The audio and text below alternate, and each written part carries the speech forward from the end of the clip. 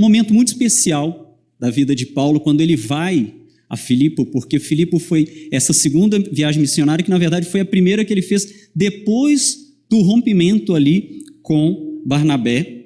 É também nessa segunda viagem missionária que ocorre a conversão de Lídia, na Macedônia, logo depois dele receber uma orientação em visão para ir para a Macedônia, tão conhecida visão do jovem macedônio, e ali ele é açoitado ilegalmente, por ser cidadão romano, ele não deveria ter sido açoitado, é açoitado ilegalmente, é levado à prisão, e na prisão eles louvam a Deus de noite, as cadeias se rompem, o carcereiro então vai se matar, essa história que vocês conhecem bem. Pouco antes, ele então clama, todos estão aqui, o carcereiro então ouve o evangelho e toda a família daquele carcereiro então se converte.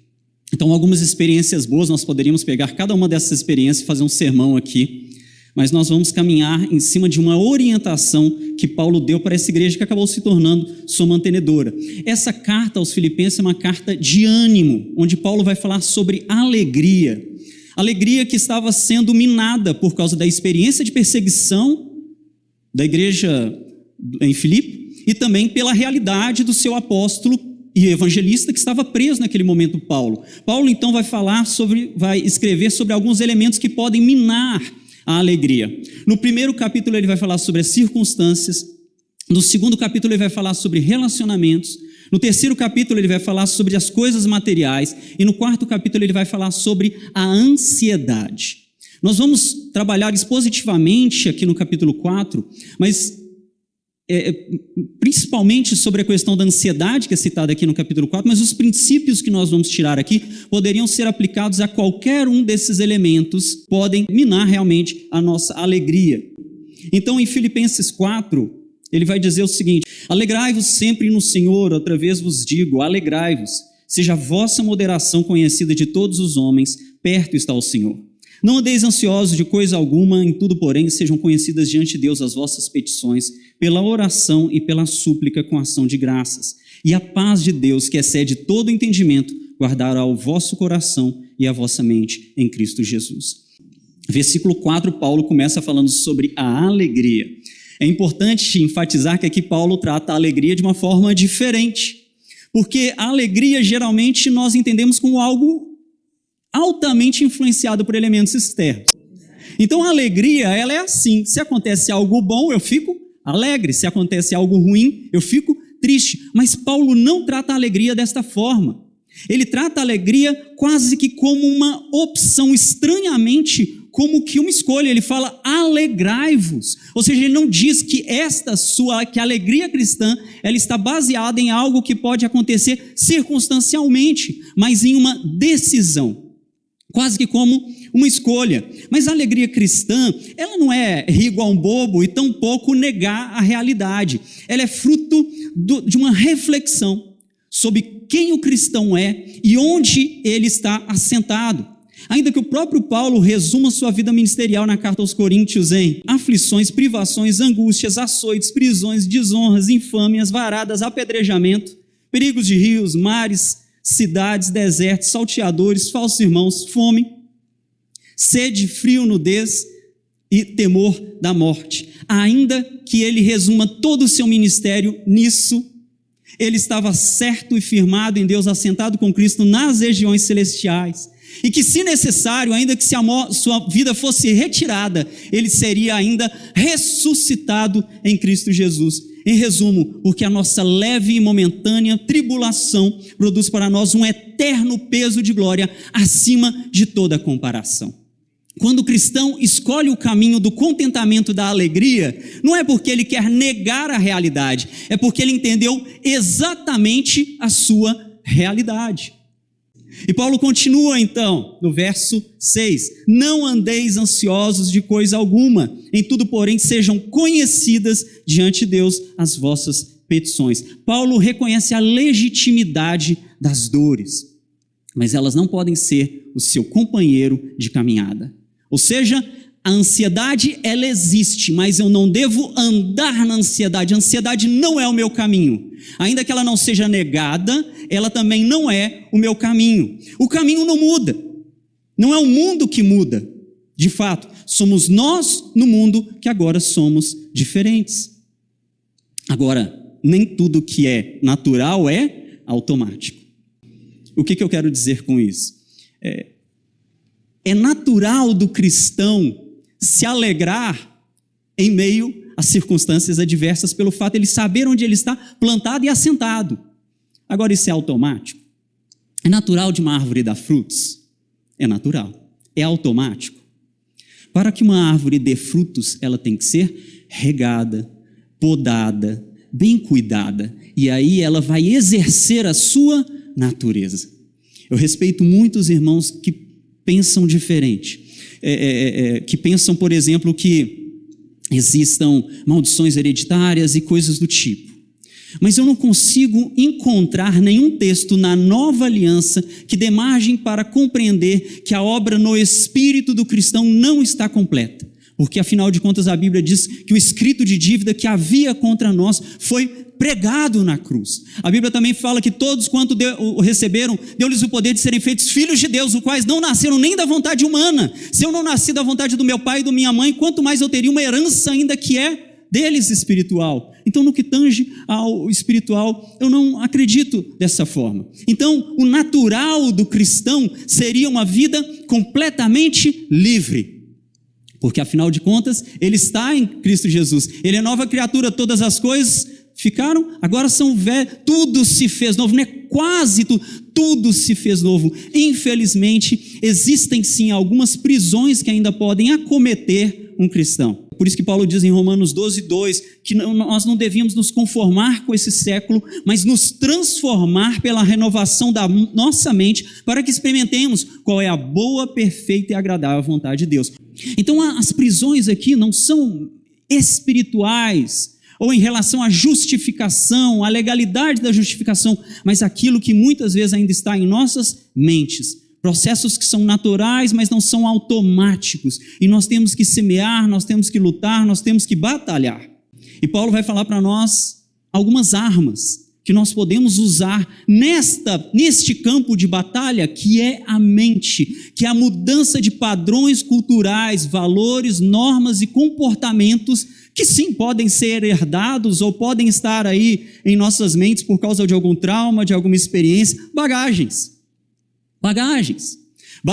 que minam a nossa alegria. Como ele disse nos capítulos anteriores, talvez são relacionamentos quebrados, talvez foi um fracasso material ou profissional, aquilo que minou a nossa alegria e talvez trouxe um peso, uma amarra emocional, uma amarra cultural, uma amarra na minha mente, do qual eu não consigo me livrar.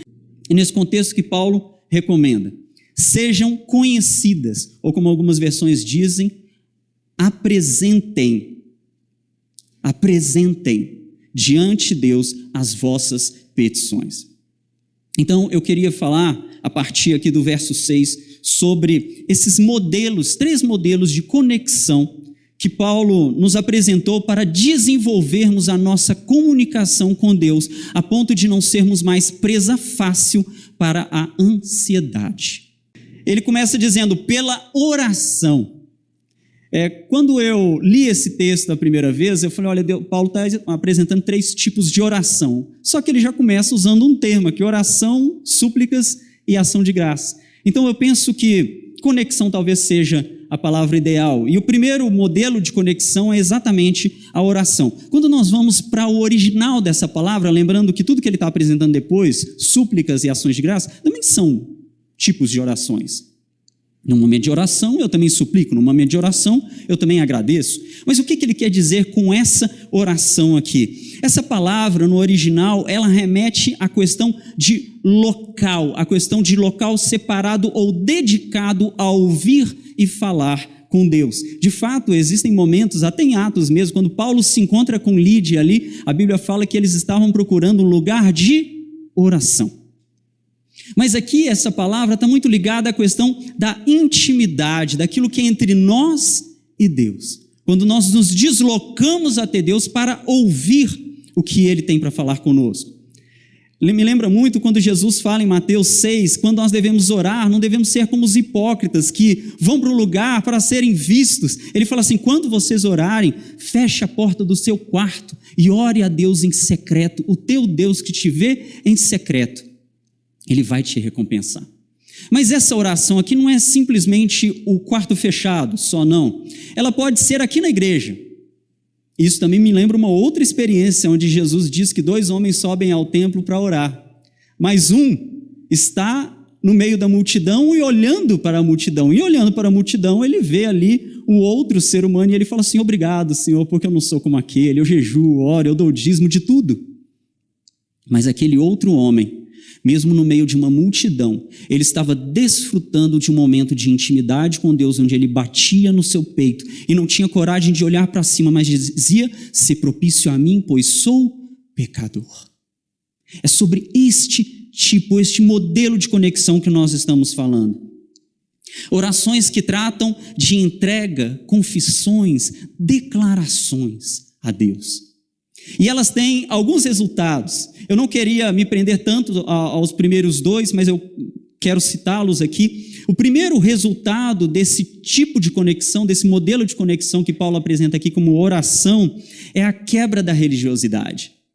Você não se deslocou e se aproximou de Deus para que outros reconheçam quem você é, quem nós somos, quem eu sou. Não. É simplesmente porque eu amo e eu quero estar com meu Pai. Eu tenho o privilégio de estar com Ele e eu quero estar com Ele. Para onde nós iríamos, é Ele que tem estas palavras. Quebra da religiosidade. Nós não estamos visando crescimento no sentido de estar sobre outras pessoas ou a prosperidade financeira, mas tão somente a intimidade com Deus. O segundo resultado desse modelo de conexão é o crescimento espiritual. O próprio Senhor Jesus diz, vigiai e orai para que não entrem em tentação, porque o espírito, na verdade, está pronto, mas a carne, ela é fraca. Então ela vai promover em nós crescimento espiritual e eu diria até um aprimoramento da nossa própria autoridade em Jesus Cristo. Quando ele fala, olha, determinada casta de demônios, ela não se move, senão pelo jejum e pela oração. Pessoas mais capacitadas, mais aprimoradas, que estão ali buscando a Deus. Em alguns momentos, isso vai ser chamado de encher do Espírito. Muito se fala sobre avivamento, busca sobre avivamento, né? Mas o avivamento, se você for ver historicamente, o avivamento ele tem a ver com conversão. Então, por que nós que somos crentes buscaríamos avivamento? A não ser que nós estejamos assumindo que nós estamos mortos. Não, essa igreja está morta, então ela tem que buscar avivamento.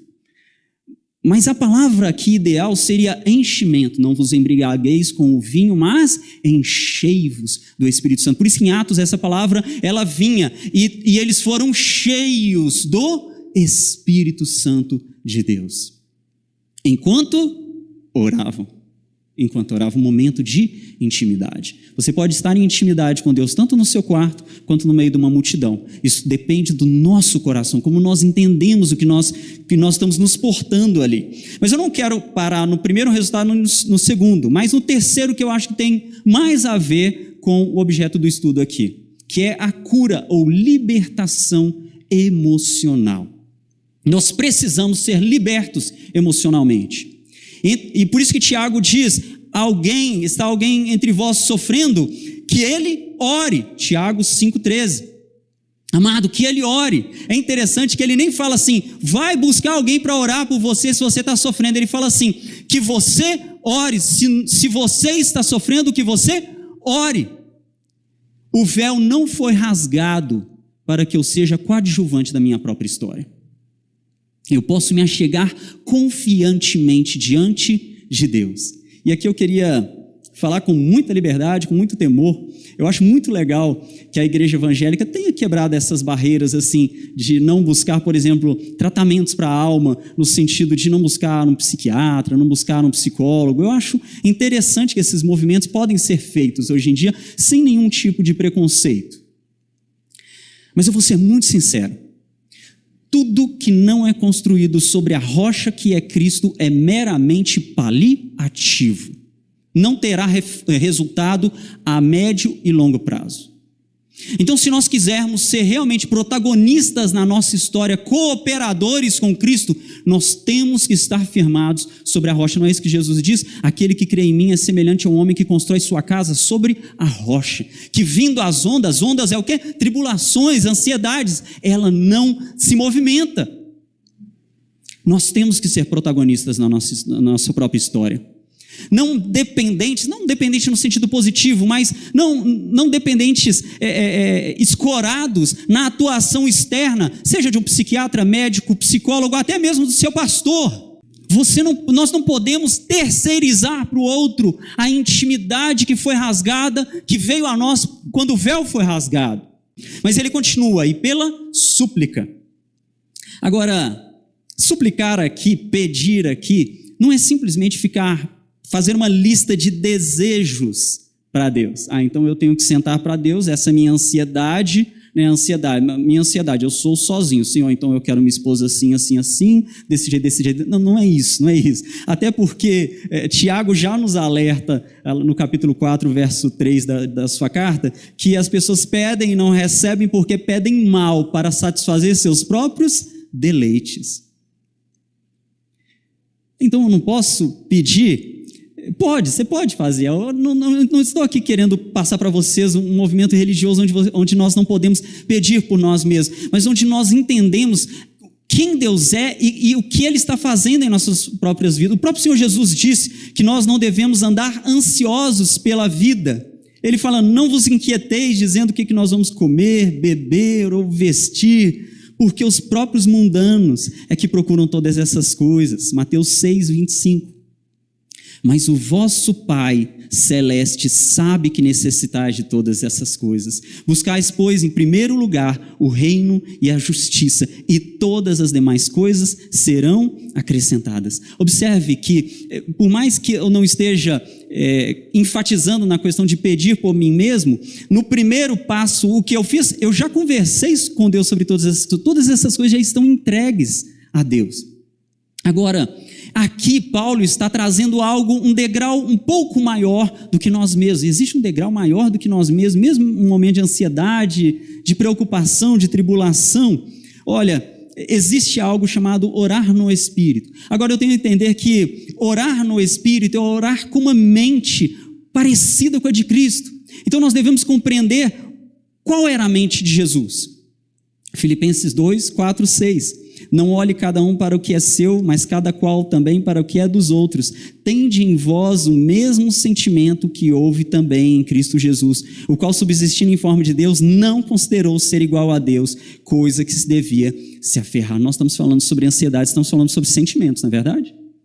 E qual é o sentimento que ele está falando que nós devemos trocar aqui? O nosso sentimento pelo sentimento de Cristo. Qual é o sentimento de Cristo? Não olhar para si, mas para o outro. Então, o segundo modelo que Paulo está falando aqui é: tire os seus olhos de você mesmo. Mas o meu objetivo aqui não é dizer que isso é uma doutrina. Talvez Deus até possa olhar mais para um coração desprendido e ver que ele está mais preparado para algo mesmo. Isso pode acontecer. Mas eu não estou querendo dizer que que é essa doutrina que eu quero passar para vocês. O que eu quero passar para vocês é que um coração desprendido, que sabe quem Deus é e quem o cristão é, não se importa mais com a sua própria vontade, mas com aquilo que Deus é. As minhas demandas não me sufocam mais, pois a minha mente e o meu coração estão guardados em Jesus Cristo. Não é isso que diz no verso 7, Filipenses 4? E a paz de Deus, que excede todo entendimento, guardará o vosso coração e a vossa mente em Cristo Jesus. Ainda que existam momentos que nós podemos clamar, e sempre devemos clamar, mas nós devemos ter essa postura desprendida. E qual é o resultado desse modelo de conexão? Maturidade. Pessoas maduras sabem que existe algo muito mais importante do que eles mesmos. E foi neste momento que o Senhor mudou a sorte de Jó, enquanto este orava pelos seus amigos. Deus quer nos levar à plenitude, à estatura de Jesus Cristo. Quando eu olho para Jó, eu vejo isso. Deus não queria punir Jó, mas Ele queria que Jó crescesse, se tornasse um homem maduro. E a oração pelo outro, ela produz esse resultado em nós. O filho maduro, ele não busca o pão, mas as mãos que multiplicam o pão. Por isso que Jesus fala com aqueles homens que comeram do pão e no dia seguinte foram lá querendo ver o pão, comer mais pão. Ele fala assim: vocês não estão aqui nem pelo milagre, vocês estão aqui só pelo pão. Porque aquele que vai buscar um milagre, ele quer ver a mão que multiplica, ele quer entender de onde está saindo aquele poder. Mas a criança não. A criança, ela quer o pão. E por fim, Paulo continua dizendo: súplicas e ações de graça. O que é ação de graça? Contentamento. O significado traz a realidade de uma vida rendida a Deus. Compreenda que depois que eu me expressar, é Deus que vai agir do jeito que Ele quiser agir. A resposta vem de Deus. O coração do homem faz planos, mas a resposta correta, ela vem de Deus. Eu confio em Deus. Eu entrego a Deus, eu suplico a Deus, mas eu confio que a resposta dele é melhor do que tudo aquilo que eu poderia planejar. E é curioso, né? Porque às vezes nós estamos orando, e eu não sei se vocês já fizeram isso, eu já fiz várias vezes. A gente está orando e a gente começa a dizer para Deus o que ele tem que fazer. A gente pensa assim: oh Deus, faz dessa forma e dessa forma e dessa forma. Ah Deus, me dá isso, isso e isso. Oh Deus, é tanto que eu preciso. Oh Deus, o meu salário, eu preciso chegar até aqui. Deus tem uma resposta perfeita para nós. Quando eu entrego a Deus, eu tenho um resultado maravilhoso na minha vida. Sabe por quê? 2 resultados novamente desse modelo de conexão. O primeiro é o descanso. Aquilo que estava me afligindo, aquilo que estava me sufocando, já não me sufoca mais, porque eu entreguei nas mãos de Deus, e não apenas entreguei, mas eu confio que Ele é poderoso para fazer infinitamente mais do que tudo aquilo que eu peço ou penso. E além de descansar, eu posso ter expectativa, porque enquanto eu agia, eu sabia o tamanho da minha mão. Eu não sei quantos aqui são autônomos, mas o autônomo é mais ou menos assim. Você sabe o quanto você pode fazer no dia. Quando você não consegue, você fala assim: então vou trabalhar mais. Isso é o trabalho, tudo bem. Mas quando nós entregamos nas mãos de Deus, vai muito além do nosso próprio braço. Muito além do nosso próprio braço. Concluir aqui apresentando 2 princípios, então, e um conselho final. O primeiro princípio é: a nossa alegria, ela não é circunstancial. Ela está firmado naquilo que Cristo conquistou para nós. Você não está alegre pelo aquilo que você está fazendo ou sobre como a sua vida está agora, mas porque Cristo conquistou algo para você. Segundo princípio: o cristão não nega a ansiedade, nem tampouco se rende a ela. A ansiedade é exposta num movimento terapêutico de conexão divina. Faça isso. Como? E aí o meu conselho, a partir desse sermão: converse com Deus. Bate papo com Deus. Conversa mesmo, expõe isso para Ele, entrega. Não se preocupa tanto em pedir. Expõe, entregue isso a Deus. Não leve esse fardo. Peça pelo seu próximo, pela sua esposa, pelo seu patrão, pelo seu marido. Peça pelas pessoas e seja grato a Deus em todo o tempo, sabendo que Ele vai fazer muito mais do que nós podemos pedir ou pensar.